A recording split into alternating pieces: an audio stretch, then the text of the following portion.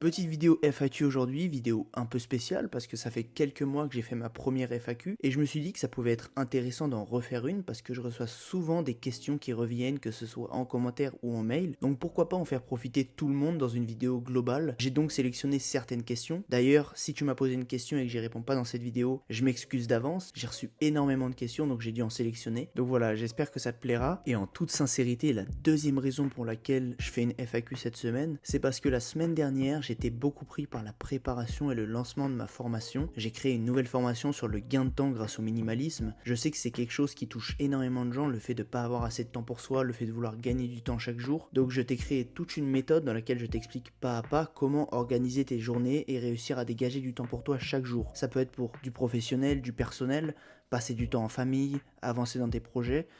Donc voilà, si c'est quelque chose qui t'intéresse, je t'ai créé un code de réduction, t'as moins 80€ offert jusqu'à lundi à 23h59 et ça sera le premier lien en description. J'en dis pas plus, clique sur le lien si ça t'intéresse. Maintenant que je t'ai dit ça, on passe à la FAQ. La première question, elle concerne le dressing minimaliste. Léna me demande si on ne se lasse pas au bout d'un moment d'avoir toujours les mêmes habits et est-ce qu'on n'a pas envie de changement. Alors Léna, je te répondrai oui et non. Non, parce qu'en réalité, si t'as ancré des principes et des valeurs minimalistes assez profondément en toi, il n'y a pas de raison que du jour au lendemain tu te mettes à vouloir reconsommer et à vouloir racheter n'importe quoi. T'as pris conscience qu'il y avait énormément de bienfaits au dressing minimaliste, les économies, mais aussi, comme je l'ai déjà dit dans une ancienne vidéo, l'abaissement de la fatigue décisionnelle. Tu supprimes certaines décisions qui n'importent que très peu dans ton quotidien, et donc tu peux te concentrer sur des choses beaucoup plus importantes pour toi. Ça, c'est la théorie. Mais dans la pratique, on n'est pas des robots. On est des êtres humains, on a des sentiments. Parfois, on a envie de bien s'habiller, d'avoir des pièces jolies. Et moi, le premier. Avant, j'étais quelqu'un qui aimait beaucoup la mode, et je suis toujours quelqu'un qui aime beaucoup la mode. Voilà, j'aime bien les belles paires de chaussures, les belles vestes. J'aime les belles choses. Du coup, je suis le premier à dire qu'avoir un dressing minimaliste, ça veut pas dire avoir 100% d'habits noirs, blancs et gris. Après, ça n'engage que moi. Mais personnellement, je te conseillerais, si vraiment t'as peur de te lasser, d'avoir une minorité de ton dressing qui n'est pas minimaliste entre guillemets, qui est une partie un peu plaisir de ton dressing. Je te conseille d'avoir 20% de tes habits qui sont des habits un peu plaisir. Mais pour le reste, tiens-toi à un dressing minimaliste parce que ça a énormément d'avantages. Après, si t'arrives à vivre avec un dressing 100% minimaliste, grand bien t'en fasse. Mais si t'as peur de te lasser, encore une fois, le minimalisme, il n'y a pas de règle précise. C'est une question d'équilibre, c'est une question de mesure. Donc si demain tu te sens mal à toujours mettre les mêmes habits, eh ben, tu peux avoir une petite partie plaisir dans ton dressing. Personne n'a dit qu'un dressing minimaliste, ça voulait dire avoir 100% d'habits de la même couleur. Deuxième question, est-ce qu'on pourra avoir une vidéo garde-robe minimaliste ou un apartment tour ou c'est pas du tout dans la ligne de ta chaîne? Alors personnellement, une vidéo garde-robe minimaliste, je vois pas trop l'intérêt pour l'instant. Après, si ça t'intéresse, pourquoi pas me dire ça en commentaire et je verrai pour la faire. Mais je sais pas si ça peut apporter grand chose à ma chaîne. Parce que si on veut vraiment parler de ligne directrice, moi, ma ligne directrice, c'est plus lier le minimalisme à des sujets un peu plus profonds comme la psycho, l'énergie, la productivité. Et donc, je vois pas ce que je pourrais apporter de très nouveau. Après, si ça intéresse vraiment les gens, pourquoi pas faire une petite vidéo garde-robe minimaliste. Après, je trouve que ça peut être beaucoup plus intéressant pour une vidéo apartment tour. Il y a une question que je me suis posée maintenant que je suis créateur de contenu. C'est la question de l'intimité en réalité quand on est la personne qui regarde les vidéos. On se rend pas compte, mais il y a quelque chose d'assez intime de montrer son intérieur aux gens, à plusieurs milliers de personnes sur internet. Ça peut paraître bizarre aujourd'hui à l'ère des réseaux sociaux, du numérique, de penser comme ça, mais sur ce sujet, je t'invite à regarder la vidéo de Gina qui fait des vidéos sur le minimalisme, qui est vraiment assez intéressante, où il fait justement un tour de son appartement, et il explique ça, il explique cette pensée qu'il a eue, que l'air de rien en fait, quand tu prends ta caméra et que tu vas pour filmer chez toi, tu te rends compte que c'est assez intime, et il y a une certaine réticence en fait, même si je trouverais ça intéressant de montrer mon intérieur. Mais je pense que ça viendra en temps et en heure, mais ça viendra. Troisième question, comment faire quand on reçoit un cadeau inutile et comment dire à la personne que c'est inutile sans la blesser? Alors j'ai fait toute une vidéo sur ça, je te la mets en fiche sur comment se débarrasser des cadeaux inutiles, mais en gros, moi je te conseillerais de jouer la carte de la sincérité. La sincérité déjà en amont, en expliquant aux gens qu'il faut vraiment pas t'offrir certains cadeaux parce que tu vas les jeter et que tu les auras prévenus.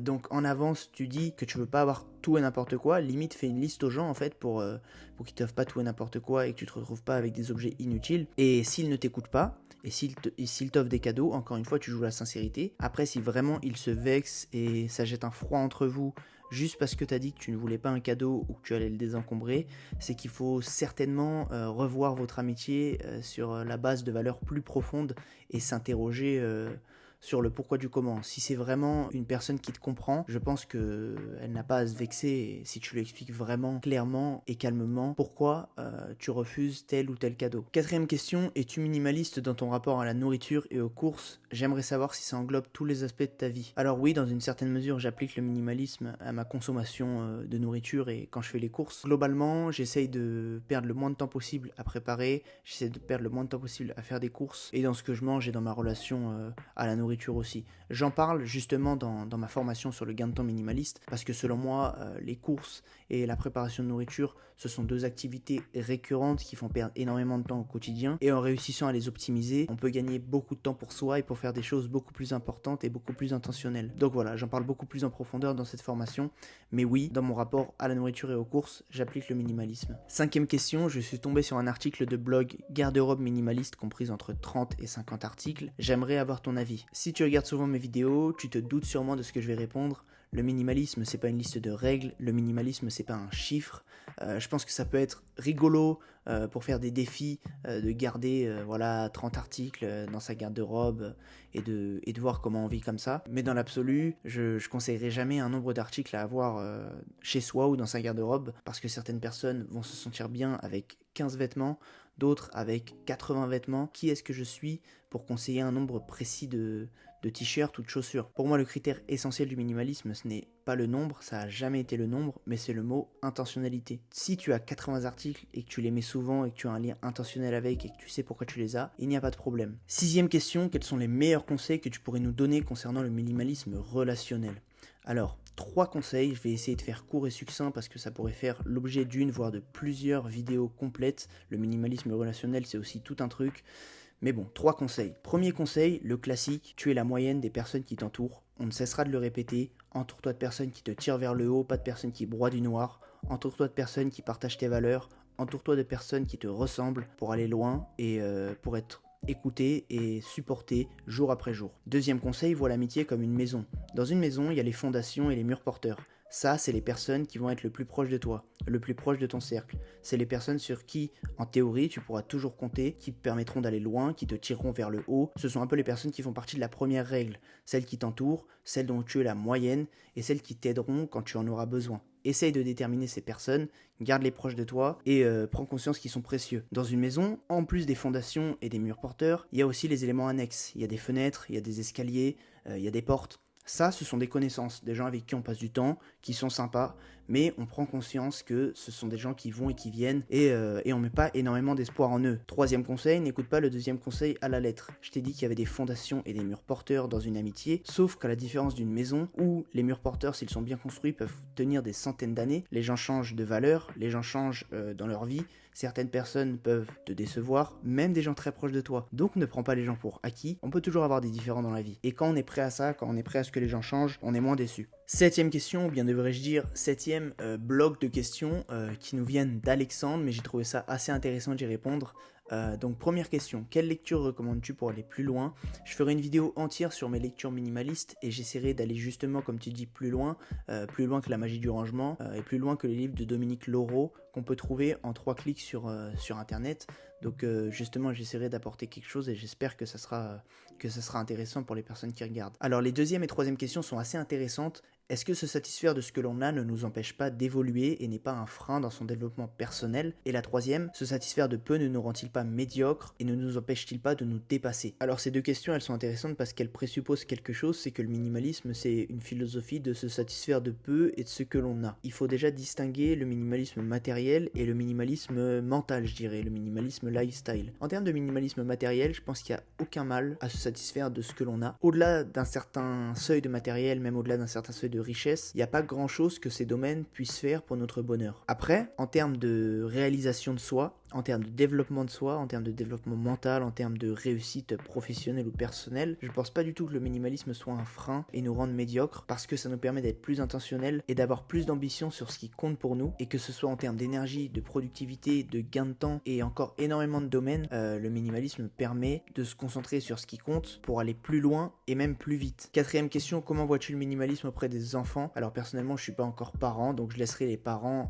débattre en commentaire mais je pense que oui il est tout à fait possible possible d'inculquer à un enfant des valeurs minimalistes en le faisant bien et sans forcément être une personne extrémiste. Cinquième question en parlant d'extrémisme, dirais-tu qu'un minimaliste extrême est potentiellement néfaste et si oui, faut-il se fixer des limites? Alors oui, je pense qu'un minimalisme extrême est néfaste. Après, encore une fois, tout est question d'intentionnalité. Si une personne se sent heureuse et épanouie en ayant des toilettes sèches et un seul lit en plein milieu de la forêt, grand bien lui fasse. Pour moi, c'est pas un problème du tout. Tout réside dans l'intentionnalité.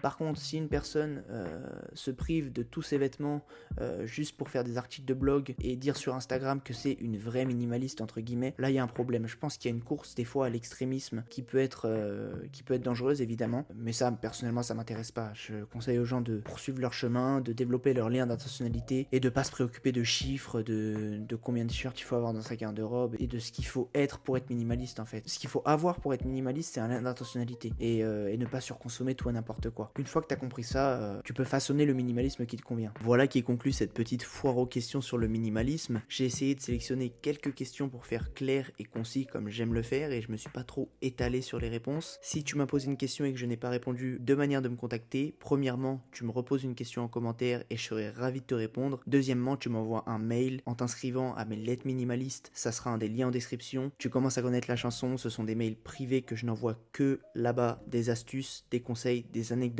Si tu veux recevoir le prochain mail et ne pas rater les prochaines astuces, clique sur le lien des lettres minimalistes qui sera en description. Je te rappelle aussi que j'ai sorti une formation sur le gain de temps grâce au minimalisme. Si aujourd'hui tu te sens un peu la tête sous l'eau, que tu sens que tu n'as pas de temps pour toi et que tu veux dégager du temps, que ce soit une demi-heure ou 3 heures par jour, clique sur le premier lien en description pour déjà bénéficier de 80 € offerts jusqu'à lundi 23h59, après ça disparaît, et pour voir si la formation te plairait, et pour voir si tu veux aller plus loin avec moi dans ce chemin minimaliste. Laisse-moi un petit j'aime, abonne-toi à ma chaîne, et partage cette vidéo si elle t'a plu. Ces petites actions me permettent vraiment d'améliorer mon travail semaine après semaine, donc je t'en serai vraiment reconnaissant. De mon côté, je te dis à la semaine prochaine pour une nouvelle vidéo minimaliste.